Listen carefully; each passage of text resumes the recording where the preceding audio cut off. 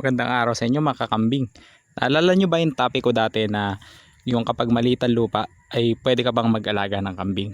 Ngayon, ipapakita ko sa inyo yung isang pamamaraan ko kung paano ako nakakakuha o nakakapag-sustain ng mga pagkain kahit hindi gaano kalakihan ang ating lupa. So samahan nyo ako sa video na to at sana matutunan kayong tips sa pag-aalaga ng kambing. Kung makikita nyo, nandito ako sa lupa ni Kuya Durio, yung isang kabarangay. Ayan, at syempre sa kanila hindi na nila ginagamit ang mga ganitong napier. Ayan, at meron sila mga area ngayon kung saan tinataniman nila ng nyug. At syempre yun ang nililinis natin para paunti-unting taniman ng nyug at mawala yung mga napier. Ang mga napier kasi napakabilis talagang tumubo. Kita nyo ito noong nakaraang 2 linggo ko pinangumpayan. Kaya lang ngayon ay nag-uulan, tumutubo na naman. Ayan, so nandito naman ako sa malalagong part kung saan yan ang pinapababa natin. Sa ganun ay mas madali na nating makumpayan. Kasi pag tumaas sila, merong mga ganito, matitigas na katawan. Kaya dapat i-maintain natin yung ganitong kababa para sa madaling pangungumpay at malalambot na napier. So ayan, tapos una kong binigyan ng 4 na malalaki. Ayan, dito meron silang labangan kung saan kahit di sila lumabas ayos lang. Lalo na ngayon na umuulan-ulan at hindi sila may pastol. So ayan, so pag meron ka naman makukumpayan na magandang kumpayan, pwede mong mabigyan ng pagkain ng iyong mga kambing. Kahit pangalawang araw, ito kinabukasan na simula nung unang mga clips, ay nandito tayo sa gilid ng barangay kung saan tinabas ko. Ayan, sinasabay natin sa paglilinis ng barangay. Ito yung napupuno ko. Yan, sa gilid-gilid lang. Ang barangay namin ay may haba lang na 3 kilometers. At sa bawat gilid niyan, syempre, yan ay mga pampublikong lugar. Pwede ka mangumpay. Yan, ito mga nasa gilid ng karusada. Yan ay syempre pag tumutubo, pwede ka manguha diyan. Dahil yan naman talaga ay tinatabas ng barangay paminsan-minsan sa loob na 1 buwan. Okay? So ayan, dito pa lang makakakuha ka na ng puno at dito pa lang ako sa bandang itaas. Ayan, di pa ako pumupunta sa ibaba o dun sa bandang baba ng barangay namin. So tingin pa tayo. O dito na sa bahay ngayon, yung ibang mga saging dyan na maliliit, yan yung binawasan ko sa aming looban o saging, yung farm ng saging namin. So nagbabawas kasi ng mga ilang suwi doon, tsaka ilang mga puno na extra para mas maging malusog yung bunga. So ito yung naipon natin. Yan, bibigay ko na siya ngayon, tapos tuloy ako mamaya para busog sila. Sa ganitong pamamaraan ng pagpapakain ng kambing, mamumunan ka rin sa kulong-kulong o yung barang. Yan, dito 5K ang ginastos ko dito kasama na yung materyales. Yan, o gulong, mga bakal. So nasa 5K yan lahat pag pinagsama-sama mo yung gastos. Kasama na yung welding doon, yung labor. Tapos ito naman, meron na talaga nito. Ang ginamit ko yung hindi naman kailangan na barako, Honda Wave 100, pwede na. Hindi mo naman pupunoy ng punong-puno at alalay lang naman ng takbo mo, so titibayin mo lang ang mga lagay, bagting, saka yung welding. Ngayon yung sprocket pinalakihan ko malaki para sigurado na kaya niya kahit mabigat. Okay, ang nilagay ko yata dito 38 nga ba, basta hindi 42, so 38 yata yung nilagay ko dito para kaya niya yung bigat ng dala ko ng kumpay. Tapos yung gulong kapalan mo para matagal bago siya mapudpod. And kapalan mo rin yung nasa sidecar kasi nandun yung load. Tapos yung harap kahit tamang kapal lang. Okay, tanyo naman yung isang hakot na ganun puno, hindi naman punong-puno pero pwede na, isang kainan yan para sa kanila. So ito sila, nakahiwalay kasi malalaki nasa kabila, binigyan ko na. So ito muna ang ating mga medium size kakain.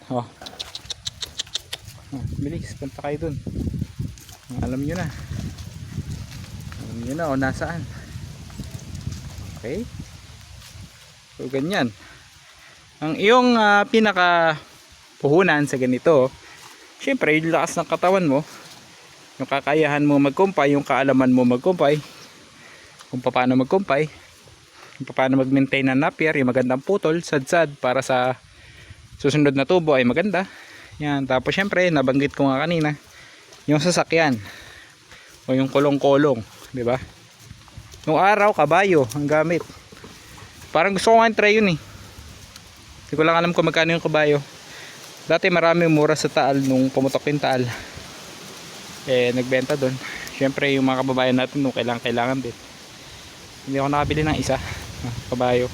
Gamitin sana sa farm yan. Medyo risky nga lang pag hindi maamo sa'yo. Pero pag ganito, ayos yan. Diba? So busog yan hanggang mamaya. Pag naitamin dyan nila, parang bitin pa yan, wala pa. Pero mamaya, balikan natin sila. Tingnan natin ang mga itsura nila. Kung sila ay mabubusog. Okay? Bakit pa nga ba ako mangungumpay sa iba? Meron naman ako dito sa malapit. Ayan, pwede kong pagpastulan yan.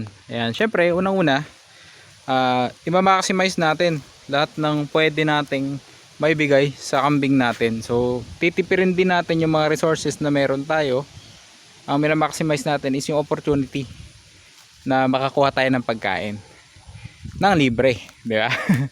Minsan nga pwedeng libre at minsan pwede ka pa nga kumita eh. Alam mo, pag nagpalinis sa'yo ng mga lupa, yung mga kabarangay mo o mga tao dito sa paligid, pwede ka pa nilang bayaran sa halagang 300 to 500, depende yon sa usapan nyo. So ang akin naman, habang nalilinis ko yung iba, meron akong pagkain sa kambing, natitipid ko yung nandito ko sa area na to. Ngayon, nilalagyan ko pa ng bakod yung likod para mapagpastulan ko sila ng mga kambing. So may hati na yan. Dito, linis na, kita nyo naman. Napaka-effective talaga ng mga kambing na magpalinis ng lugar. Yan, nakikita nyo, brown lahat yan. Oh. Ayan, nalalaglag lang dito mga layak. Layak na galing sa santol, yung mga dahon na santol na nalaglag. Tapos yung kabila, ayun, green pa.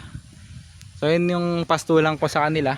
At syempre every 3 days pinapahinga natin yan para maiwasan yung worm infestation sa kanila.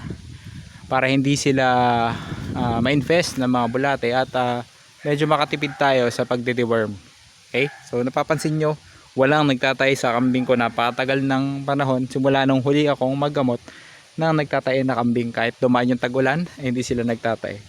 So yan, sa mga ganitong pamamaraan, nakikita nyo na kahit maliit lang ang lupa natin, hindi tayo ekta-ektarya, pero napag-sustain tayo ng ating mga kambing. Alam nyo ba yung kasabihan na make hay while the sun is still shining, di ba? Di ba sa ibang bansa ganun, habang maaraw, kuha ka na, mangumpay ka na ng hay. Ayan. So dito sa ating bansa ganun din, kapag maganda panahon at may pagkakataon ka makakuha ng mga kumpay o pagkain nila sa iba't ibang lugar, samantalahin mo na. Kasi pagka dumating yung mga tagbagyo, saka tayo kukuha dito sa ating area. Pwede natin talasin yung mga santol, mga lechiyas, mga mangga, tsaka iba pang puno, langka. Yan, mga gustong gusto nila.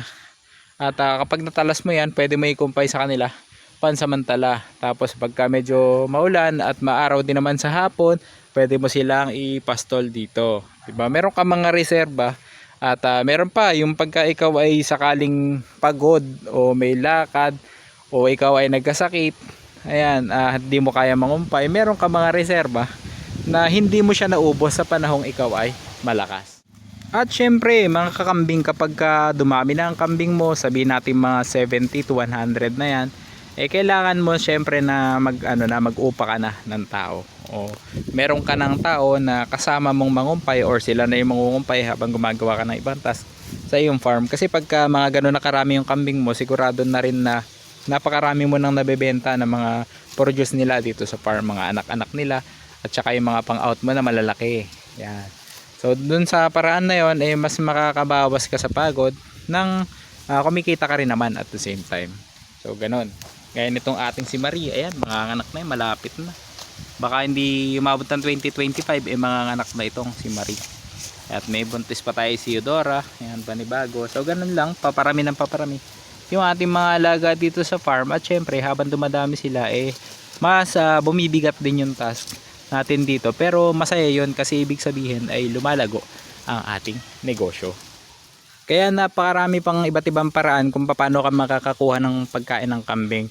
Ayan, dalaw din kayo sa aking playlist na Goats Food para makita nyo yung iba't ibang mga diskarte ko ng paghahanap ng kanilang pagkain, simula sa balat na mais, sa mga tinalas na langka, sa mga dragon fruit, yung cuttings ng dragon fruit na ibinibigay sa atin, at ibang pang mga ano, ayan, nabubulol na, iba't ibang mga mga pagkain pa na nahihingi lang natin dito sa ating mga kapitbahay at minsan sa palengke or minsan sa mga hindi natin inaasahang lugar na bigla-bigla na lang tayong bibigyan ng pagkain ng kambing, lalo't pag nalaman nila na may kambing tayo. Ayan, so sana marami kayong natutunan mga kambing sa ating video na ito. At subaybayan nyo ako, meron pa tayong mga iba't ibang videos pa tungkol naman ito sa pagpapainom sa kambing. So gagawa natin ng panibagong video yung mga iba't ibang diskarte natin kung paano natin sila pinaiinom sa mga susunod pang videos. So yun, sana nakatulong sa inyo itong video na to. At huwag kalimutan na mag-subscribe sa ating YouTube channel na Teacher Farmer Ali. At kung gusto nyo pong mag-message sa akin, online po ako madalas sa Facebook page na Kambingan ni Ali Boy. Okay, so yun po, ingat kayo palagi at salamat sa inyong tiwala at suporta sa ating channel. So, happy goat racing!